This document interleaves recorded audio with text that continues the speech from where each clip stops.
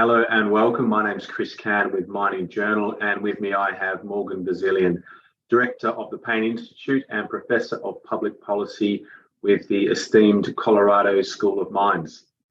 This is the second interview of a two-part series that we're doing with Morgan around Saudi Arabia, and today we're looking at the global skills challenge for miners in a Saudi context and how they'll be addressing that challenge, and then how the overall industry needs to address that challenge as well. Hi Morgan, welcome. Terrific, thanks for having me on.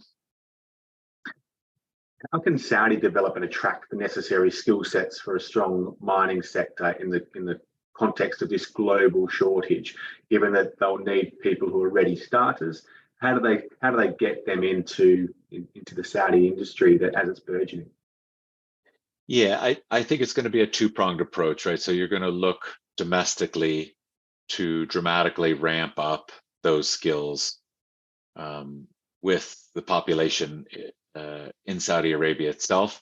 And second, by investing externally in expertise, like mirroring what's going to happen with the proposed fund or the fund that they're looking at investing in different companies. That also comes with investing in expertise. And then once that expertise has been identified and funded, you find ways to bring it back home. And so I think they'll work on both of those at the same time. You've previously talked about looking at Canada and Australia and South Africa and essentially mineral supply strongholds for inspiration and templates.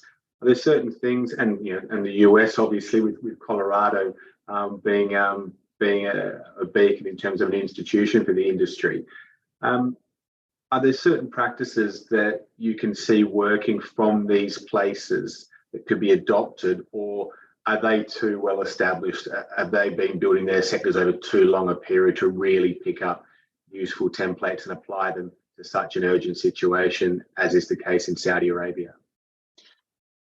Look, it doesn't happen overnight. Training people and bringing in expertise is always difficult. But I think the timing is good. So we think that the demand for many of these critical minerals is rising dramatically, and at the same time, public attention and therefore government policy attention and spending is focused on the area, and Saudi Arabia is a terrific example of that. You can absolutely build on the kind of practices you're seeing in places like Australia and Canada for best-in-class technology, best-in-class overall approaches to life cycle. So in other words, thinking in terms not just of the mining itself, but what happens to the mine after its useful life. And then even looking at concepts of recycling and circular economy. And so I think they're at a good place to be investing in that high-tech aspects of mining, and at the same time bringing it home and putting it to work.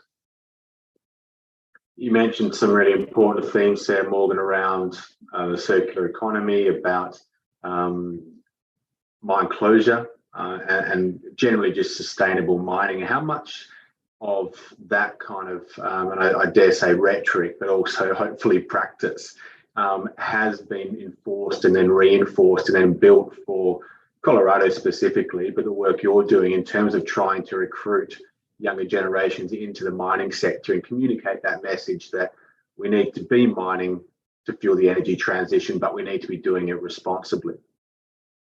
Yeah, I think that change in narrative from the thousands of years of experience we have with mining to this modern inflection point we have now, where it appears that in order to build and sustain our modern economies, we're going to need a lot of these minerals and metals and the processed chemicals from them, that it's exactly the right time to ensure that the narrative is positive and attractive to younger people to come back to the industry.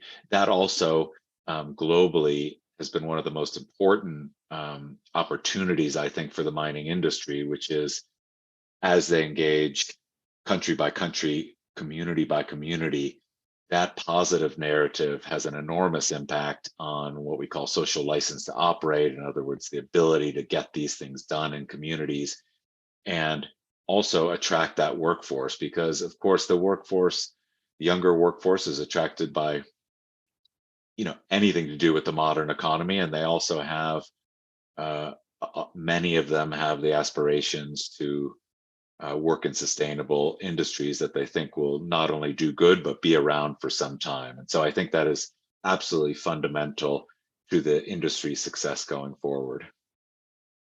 I can throw a bit of a curly one at you, Morgan. Obviously, this is a really important aspect of recruiting the next generation of professionals into the mining sector.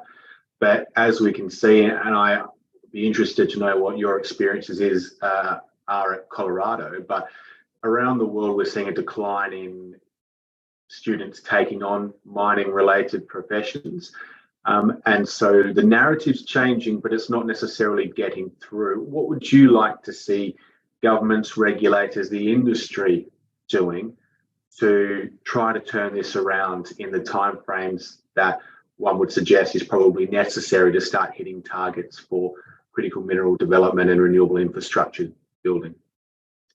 Right. So it's difficult to turn this big ship. And what I'm saying when I talk about changing the narrative is poignant in my mind. In other words, it will not happen overnight, and it's going to happen to a certain degree on a community by community by community basis. And then as that narrative establishes itself and the realities of the new economy where mining plays an enormous role emerge, then you start to have that approach where the students or the younger people see it as an opportunity for them.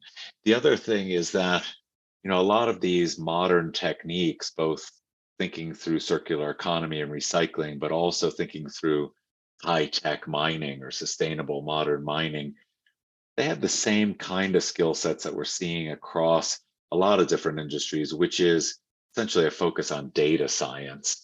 And so that piece, the data science piece, is extremely attractive to young people right now, and an enormous growth area in the university in which I work and many others.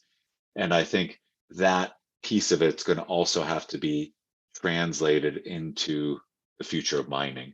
So no question, we have our work cut out for us. It's grappling with hundreds of years, thousands of years of history, and changing it. It won't change on a dime, but there is, I think, some room for optimism.